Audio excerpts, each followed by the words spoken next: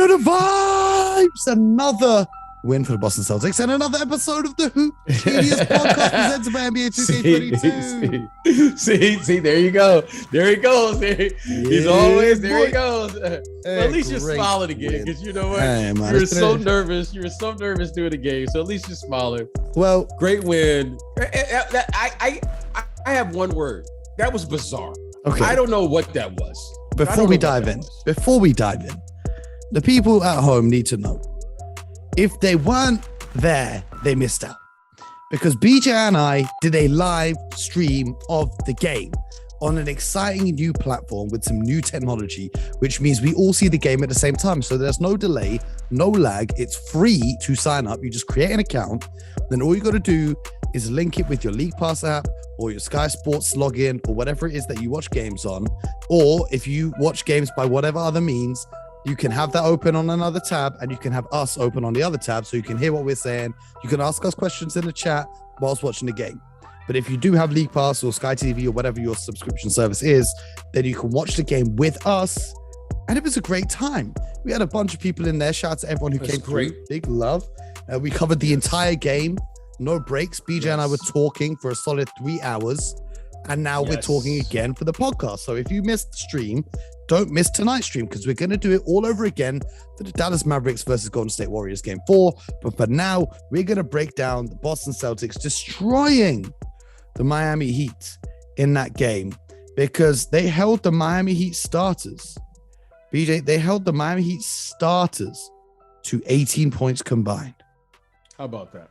I don't know if that's a record, but it should be. It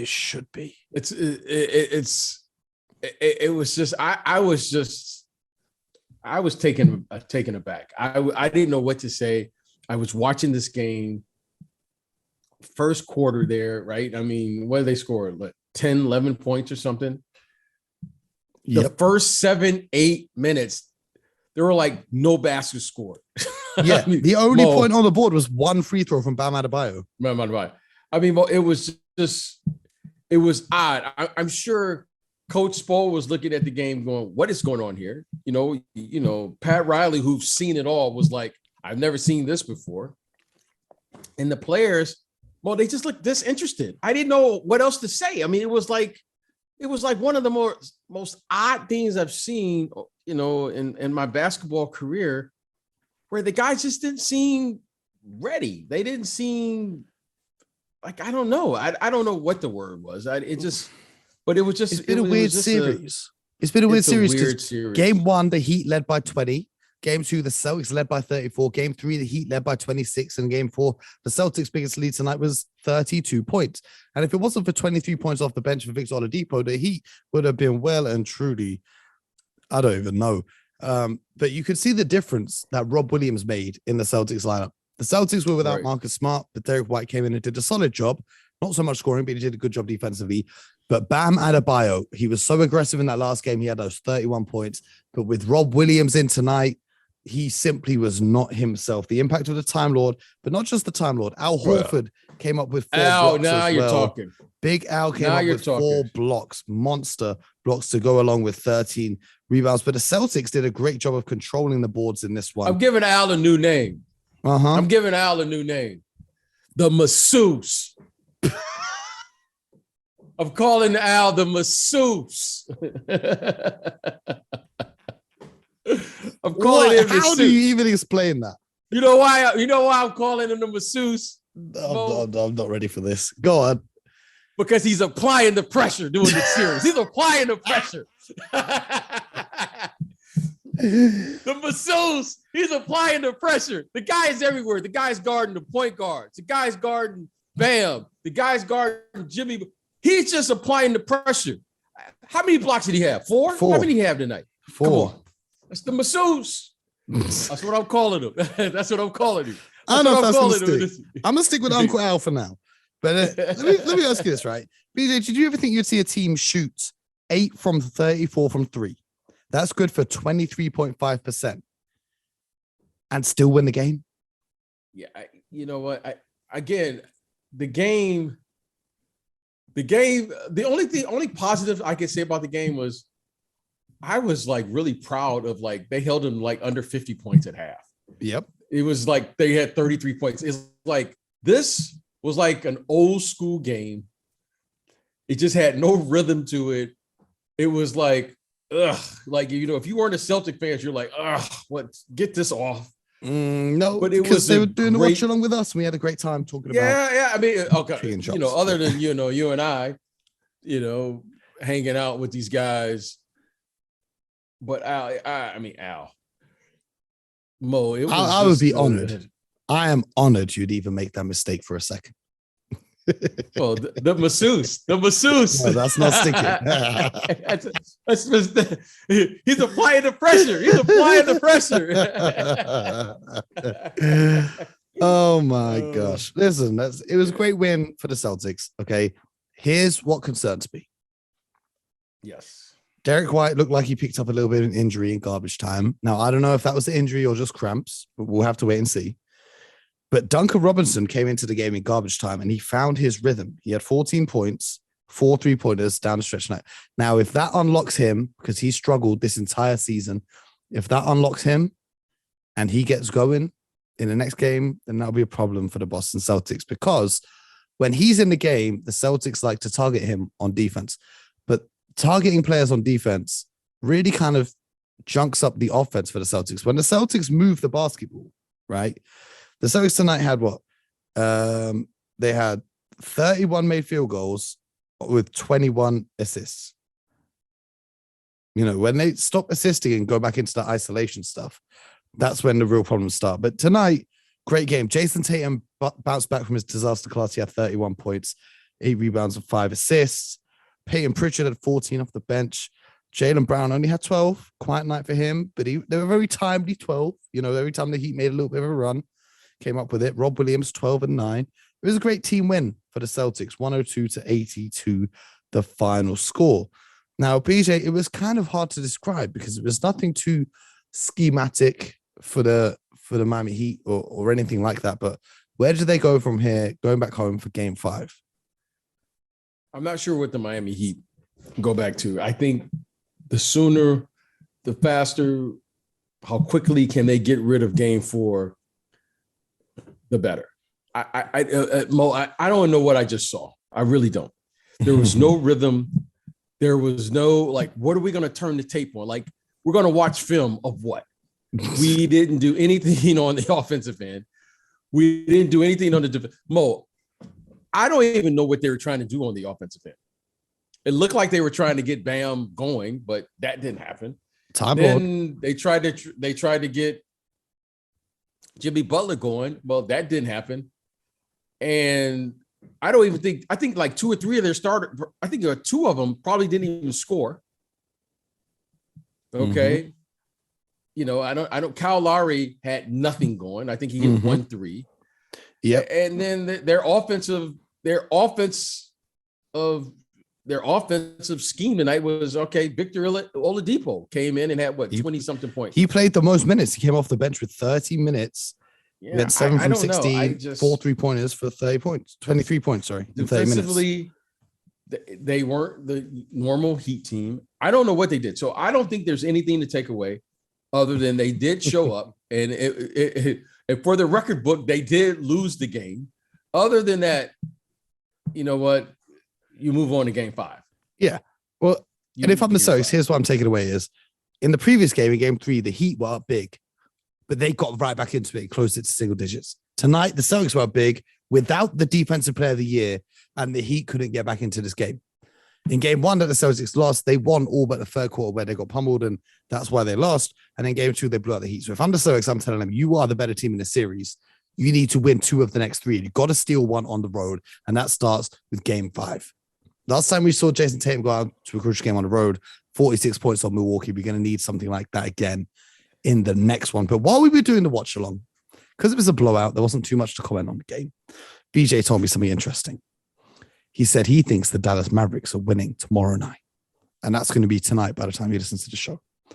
He thinks the Dallas Mavericks and Luka Doncic will not be swept by the Golden State Warriors. BJ, can you share with the listeners why you think the Dallas Mavericks will not be swept? Because I believe the Golden State have the brooms ready to sweep them away.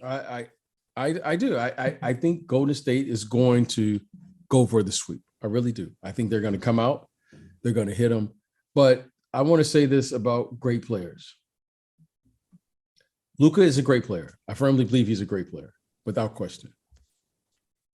But Luka, for his own confidence, for the team's confidence moving forward, okay, I don't think there's no way he's going to win the series, or the Dallas Mavericks are going to win the series. I don't think there's any team that's ever come back down 0-3. But I will say this. I think for Luka, he has to win one game.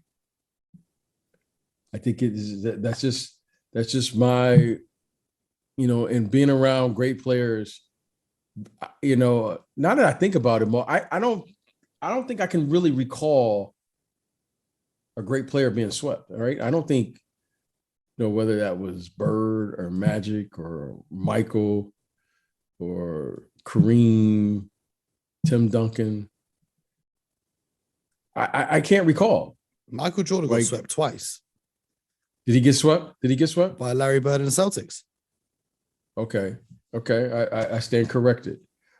I just think for Luka and his confidence, you want to win one game.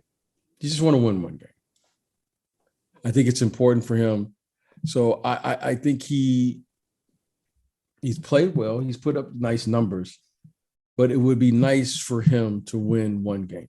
Yes, it would be nice, but how does he do it? He's got to figure it out. Just like all so great teams. I read something you interesting today. Luka Doncic is number one in potential assists. He has 14.5 potential assists in a game. I don't know what that means. So I'm not going there. I'm not going to even comment. I'm just letting you know. I don't even know what a potential assist. A potential assist, PJ, is if you have the ball, you draw the defense, and you pass to me, and I catch it, and I'm wide open, and I shoot. That's a potential assist for you. You only get the assist if I score, but you've done your job, right? You've got me. No, I haven't done my job. Because you know what? You put me in a situation because I watch how Luka has been playing. Luka has been holding on to that ball for quite some time. Ball movement, player movement. That's not how the Mavericks play. Ball move. This is what I'm saying, Mo. But when they're winning, it's all good. Again, Mo, as we advance, the defensive pressure that you're going to see is going to get better and better and improve. As you advance, Mo, the defense is going to take away something. I said that to you last series. I said, yes, Luka is a great player. And what did I say, Mo? I said, just take away something. Okay, but let me finish what I was saying. Just take away. Yeah, but just take away. So the Golden State Warriors have taken away something. They didn't stop him. He got 40 against the Warriors, just like he got 40 against the Suns. But at least the Warriors took away something. That was my whole thing with the Suns. Luka goes left, great. He goes right. He's got step back. He's driving to the basket. He's dancing. He's doing the jiggle after a three. The guy did whatever he wanted. At least the Warriors said, you're doing this. And we're taking away that. Just take away something. Okay. That's all I'm saying. So as I was saying, these potential assists. Now, potential assist mode, I don't know what that stat means. And I don't even know how you can determine if a guy is open or not. Because Steph Curry is never open. So how could you get an assist? He's never open. Okay. As I was saying, 14.5 potential assists, but only 6.5 actual assists. Reggie Bullock, 0 from 7 from the field. From 3-point line. Maxi Kleber, 0 from 5 from 3-point line. Davis Bertans, 0 from 2 from 3-point line. Okay. If those guys had hit not all of those shots, just some of those shots, they only lost the game by 9. Mo, between those three. Okay. But Mo, some of those guys on the other 0 from 14. They just need to make those guys are playing incredibly hard on the defensive. Bertans is not playing incredibly hard on defense. Oh, that's my point. Bertans, he's right now. I've seen Luka. They're targeting Luka again. This is what I'm saying. So Mo, this guy Bullock, and Dorian He's tired. Finney-Smith. He's tired. These guys got to be tired. These guys the other day. These guys are tired. These guys have to be tired. The NBA should look at changing the schedule because playing every other night is not good. As you look at the Miami Heat series, why is it all good? injured? It's good. It's great. Look at the Miami Heat series. Everyone's missing the games. Have we seen a single game in this whole thing where someone's had a fully healthy squad? Mo, this is part of the NBA. This is why I tell you all the time. Depth matters, right? I tell you this all the time, Mo. Yeah, but no one wants to see your depth. We want to see the superstars. We want to see the players. We want to see the players. Okay, I'll listen. I'll listen. Just give them one extra day of rest. I want to see the superstars, but the superstars have to play a style where they can play every other day. This is why we call it a blended brand of basketball. If you just have the ball out dribbling around, Mo, 1 against 5, you wear it out. But it's not just the Dallas Mavericks. Look at Miami and look at Boston. In fact, if you look at the last 17 games in this year's NBA playoffs, the average margin of victory has been 19.8 points. There's been a total of 7 minutes of clutch time in the last 17 playoff games. Well, Mo, I think also you can attribute this to the following. Let's go back to the bubble. Let's go back there. These guys aren't getting the proper time to recover in the offseason. So let's just give them an extra day in between games so they can recover a little bit more before the next game. Okay. The reason you can't do is because television, Mo, dictates the schedule. That's a fact. Yes. That's a fact. That's a fact. And Mo, they have to get the 72, 82 game schedule, and they have to figure out how to do it. Why? They have to appease their partners. That's just a fact of the business. I'm not disagreeing with what you're saying. It would be great if they could get extra day. It's not going to work for television because, as you know, Mo, life moves on, the schedule moves on, and there's just not enough time. You got to get it in. You got to get this stuff in. So, in saying that, now I think if you can see when you're building these teams, and if you think you're going to win, especially now with a top-heavy team, we know, Mo, what was the turnaround from that bubble championship to the regular season? It was like what? Yeah, we 30 spoke about days this yesterday. Yesterday, it was I can't remember when we talked about it. Yeah, okay. Literally 24 hours ago. And then they play 72, then they play 82, and Mo, these guys, and then the games are shorter. They're played every other day. They're at a higher intensity. Something's got to give, Mo. And what's giving is the bodies. That's how it works. There's no way around it. Every team in the league, the Warriors. So do you not think it's in the best interest of the TV network to have more rest? Because I don't think they can. Equals more superstars, equals more TV ratings, equals more money. I don't think they can because of the circumstances. I don't think they can. I'm not saying it's not in the best interest. I don't think they can. I don't think there's no way around it. Okay, well, here's the way around it. Stagger the games in the first round so you don't have 3 games a night. Okay, have 2 games a night or 1 game a night. And then that way your schedule is more spread out. I would love to think, Mo, that in those arenas that the NBA basketball is the only thing going on. It's not how it works. It's not how it works. It's just, I hear you. You got scheduling, Mo. There's a lot of moving parts here. Mm-hmm. I would love to think that the NBA is the only thing going on in these arenas, but it's not. It's just you can't do it. I agree with what you say. I would love to give these guys more rest. I agree with you, but